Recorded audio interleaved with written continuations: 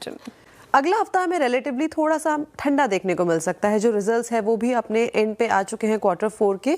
शुरुआत अगर हम करें 25 मई यानी कि मंडे से, तो यूएस का मार्केट जो है वो एक्सटेंडेड वीकेंड मना रहा होगा। मेमोरियल डे के चलते वहाँ पे छुट्टी है। अगर इंडिया की बात करें तो नतीजे कुछ आने वाले। Hitachi energy, Suzlon, RVNL, IGL और कॉनकॉर अपने Q4 के नंबर्स को पेश करेंगे। ट्यूसडे की तरफ डायरेक्टली बढ़ते हैं। यहाँ पे यूएस का हाउस प्राइस इंडेक्स का डेटा आएगा।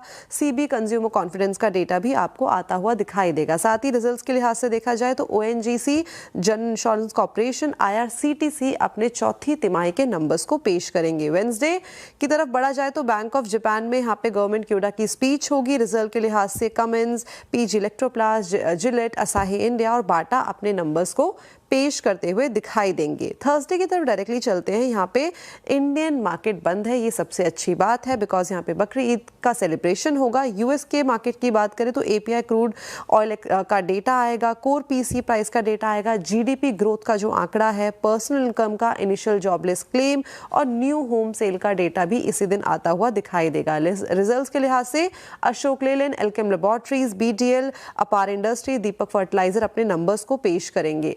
फ्राइडे की बात करें तो जापान में अनएम्प्लॉयमेंट रेट का डेटा आएगा। साथ ही कंज्यूमर कॉन्फिडेंस का डेटा भी इसी दिन आएगा। रिजल्ट में Asian paints, Trent, L&T finance और ग्लेनमार्क फार्मा अपने नतीजे पेश करते हुए दिखाई देंगे। LIC की यहाँ पे रिकॉर्ड डेट है बोनस की 1:1।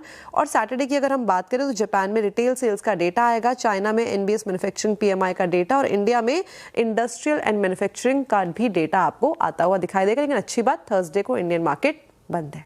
ये